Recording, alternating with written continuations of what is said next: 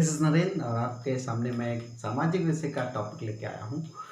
इससे पहले मैं अपना टॉपिक शुरू करूँ, मैं कहना चाह रहा हूँ, देखिए ज्योग्राफी में भी चीज़ें एक दूसरे से जुड़ी हुई हैं।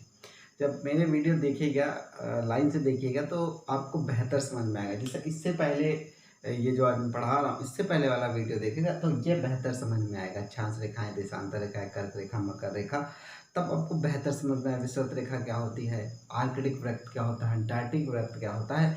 इन सब चीज़ों के बारे में जब आप डिटेल से करते जाएंगे, जैसे कि मैं पढ़ा रहा हूँ डिटेल में, तो आपको आसानी होगी समझने में।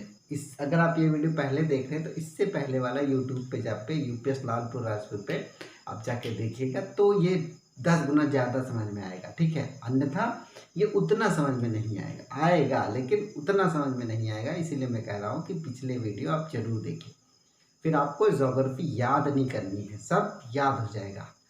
एक बार मैं बार बार कह रहा हूँ, ज्योग्राफी याद करने वाली चीज़ नहीं है, प्रैक्टिस करने वाली चीज़ है। फिगर बना के एक बार ये देख लीजिएगा, समझ लीजिए, इसमें कम से कम हज़ारों क्वेश्चन, इसी में 1000 से भी ज़्यादा क्वेश्चन बन सकते हैं इस चित्र से।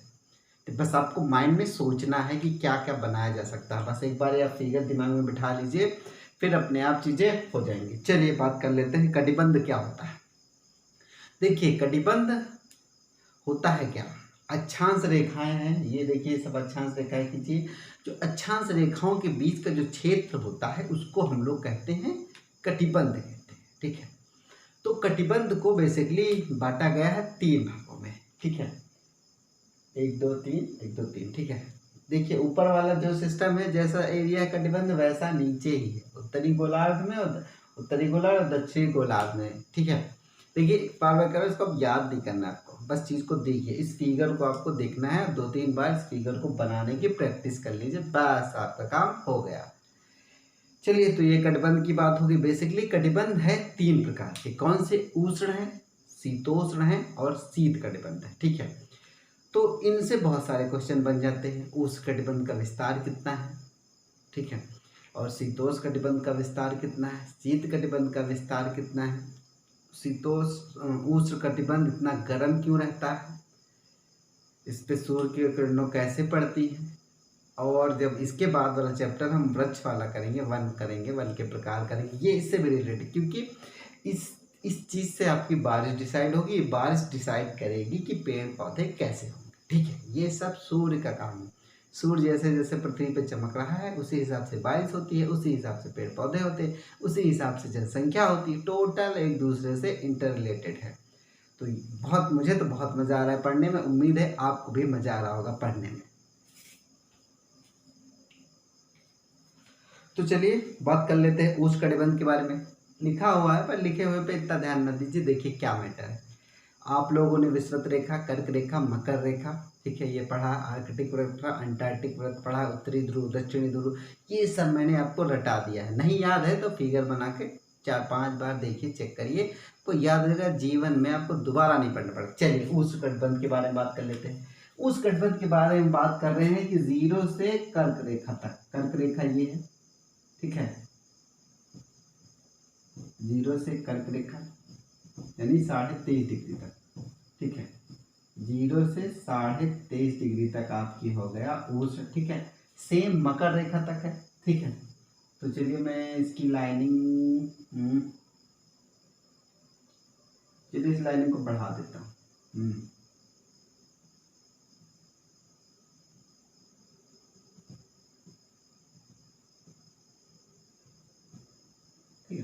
तो क्या कहना, उष्ण कहाँ होगा, जहाँ सूर्य कायदे से पड़ेगा। सूर्य यहाँ से इनके बीच ही चमकता है। विषुवत रेखा पे साल में 2 बार चमकता है, एक बार कर्क रेखा पे चमकता है, एक बार विषुवत रेखा पे एक बार मकर रेखा। तो ट्रेवल करता है सूर्य की किरणें यहाँ से यहाँ तक, डायरेक्ट पड़ती है, ज़्यादातर सीधी। तो सूर्य की किरणें सीधी पड़ेंगी तो गर्मी ज़्यादा होगी, ठीक है। तो गर्मी ज़्यादा होगी तो वहाँ का एनवायरनमेंट होगा उष्ण, इसीलिए हम लोग कहते हैं उष्ण कटिबंध। उष्णकटिबंधीय सदाबहार वन पढ़ेंगे हम, इसके बाद वाले टॉपिक में बहुत मजा आएगा पढ़ने में। तो आपको क्या पता चलेगा, विस्तार कितना है, 23.5 ऊपर से विषुवत रेखा के ऊपर और 23.5 विषुवत रेखा के नीचे, यानी कि इसका विस्तार क्या है, कर्क रेखा से मकर रेखा के बीच में।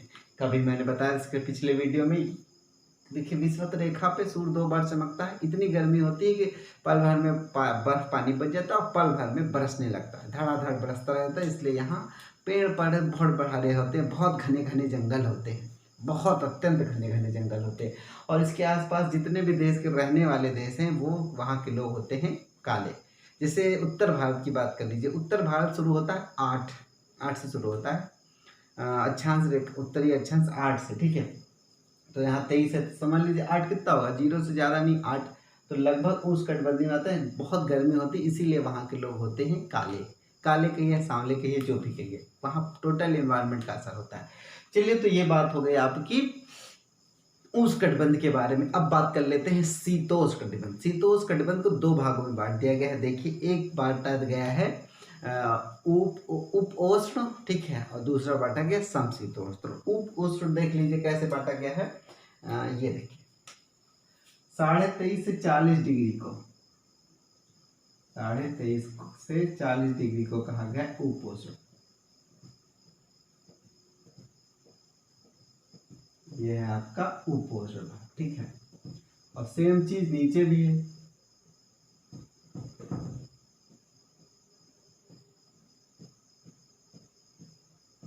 ठीक है। तो ये उपोष्ण, उपोष्ण का मतलब बहुत ज्यादा गर्मी नहीं पड़ रही है, गर्मी पड़ती है लेकिन कम पड़ती है, ठीक है। गर्मी पड़ती है लेकिन कम पड़ती है, उपोष्ण, ठीक है। उष्ण में ज्यादा पड़ती है और उपोष्ण में कम पड़ती है, और ठंडी उतनी नहीं पड़ती है, ठीक है, ठीक है। इसके बाद देखिए समशीत है। ये वाला इलाका वो है जहाँ पे क्या होता है, ये वाला वो इलाका है, कह देंगे इसको हम, इसको में से नहीं काट रहे हैं। वो इलाका ये है जहाँ बहुत ठंडी नहीं पड़ती, मौसम अनुकूल रहता है, ठीक है। इसी तरह नीचे भी है।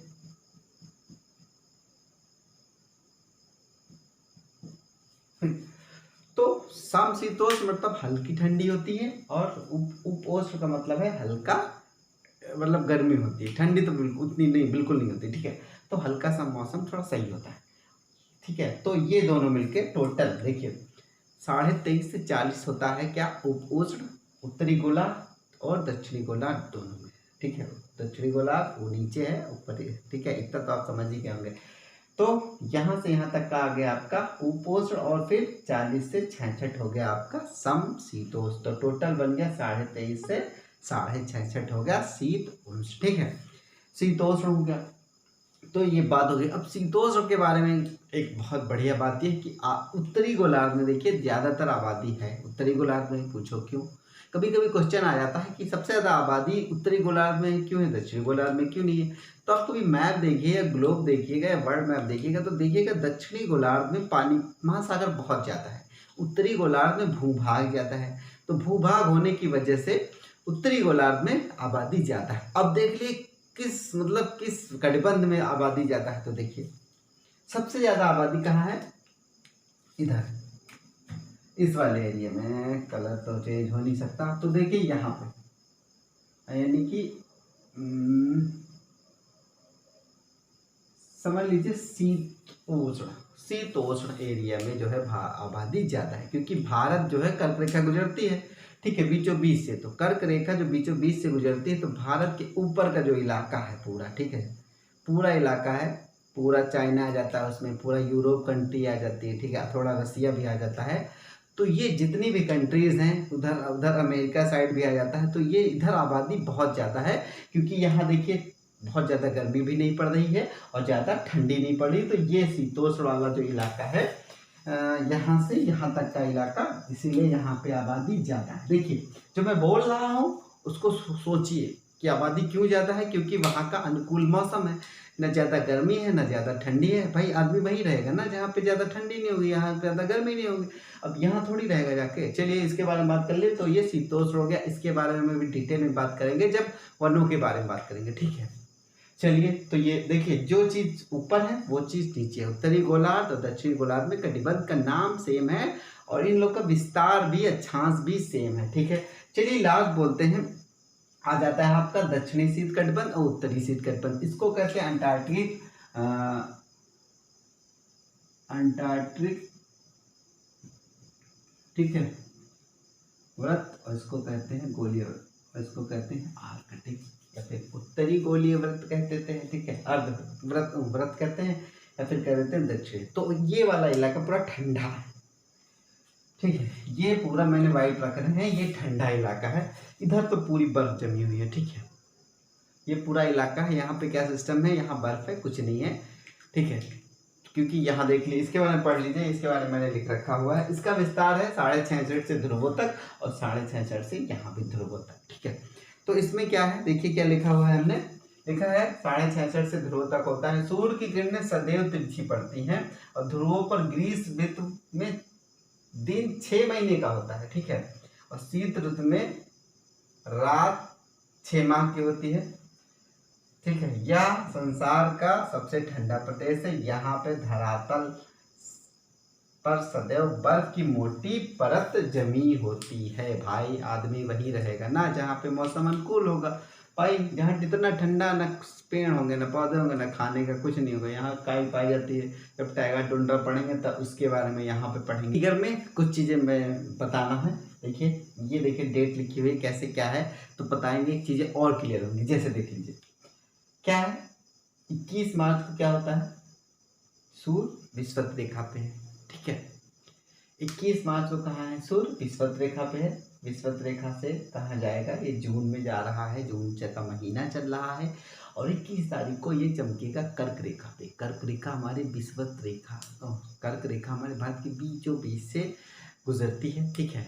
21 जून जो हमारा योगा दिवस होता है, इस दिन भीषण गर्मी पड़ती है। सबसे कह सकते हैं सबसे बड़ा दिन भी 21 जून को ही होता है और सबसे छोटी रात यहाँ होती है 21 जून को, ठीक है। याद रखिएगा 2 क्वेश्चन, सबसे बड़ा दिन, अरे क्वेश्चन तो बहुत बन जाएंगे, ठीक है। फिर ये वापस आना चालू होता है, ठीक, कहाँ तक, विषुवत रेखा पे फिर वापस आता है 23 सितंबर को। 23 सितंबर को आता है। 23 सितंबर के बाद ये चलना चालू कर देता है इधर मकर रेखा की तरफ। मकर रेखा की तरफ पहुंचता है कहाँ, कब, 22 दिसंबर को। 22 दिसंबर को पहुंचता है मकर रेखा पे। मकर रेखा जो कि ऑस्ट्रेलिया से गुजरती है और कहते हैं ना क्वेश्चन की ग्रीष्म काल में जो है ऑस्ट्रेलिया में क्रिसमस मनाया जाता है और हमारे भारत में मनाया जाता है कब, सर्दियों में, ठीक है। तो 22 दिसंबर को यहाँ पहुंचा, इसके बाद सूर्य वापस पहुंच जाता है 21 मार्च को। तो देखिए ये 2 डेट है, 21 मार्च और 23 सितंबर को कहाँ पहुंचता है, सूर्य विषुवत रेखा पे लंबवत चमकता है। देखिए जो डेटें लिखी हैं, सूर्य की किरणें लंबवत पड़ती हैं, ठीक है। तो ये हो गया कि सूर्य यहाँ 2 बार चमक रहा है, तो इस पूरे इलाके में सूर्य ट्रेवल कर रहा है यहाँ से यहाँ तक का। तो गर्मी कायदे की होती है क्योंकि सूर्य की किरणें इन इलाकों यहाँ से यहाँ तक का लंबवत पड़ती हैं, ठीक है। तो पूरा टेम्परेचर ज़्यादा रहता है, इसीलिए इसको हम लोग ऊष्ण कहते हैं, ठीक है। तो देखिए यहाँ 22 दिसंबर है। 22 दिसंबर को जब मकर रेखा पड़ता है तो हमारे यहाँ क्या होता है, सबसे लंबी, यहाँ कर्क रेखा के पास क्या होता है, सबसे लंबी रात होती है। क्योंकि जब सूर्य यहाँ पड़ रहा है तो यहाँ जो होगी सबसे लंबी रात होगी, ठीक है। इसी तरह जब यहाँ सूर्य चमकेगा तो सबसे लंबी रात कहाँ होगी, यहाँ हो जाएगी। मकर रेखा वाले देशों पे ये चीज़ें एक दूसरे से कनेक्टेड हैं। जब सूर्य की किरणें विषुवत रेखा पे पड़ती हैं तो चीज़ें नॉर्मल रहती हैं। जितने बड़े दिन रात इधर होते हैं उतने ही दिन रात कर्क रेखा मकर रेखा पे दोनों होते हैं। तो ये रही कुछ इंपॉर्टेंट चीज़ें और फिर मिलूंगा एक और वीडियो के साथ। हमारे यूट्यूब चैनल को सब्सक्राइब करिए। उम्मीद है मेरा पढ़ाई वाला आपको अच्छा लग रहा होगा। फिर मिलेंगे एक वीडियो के साथ। धन्यवाद।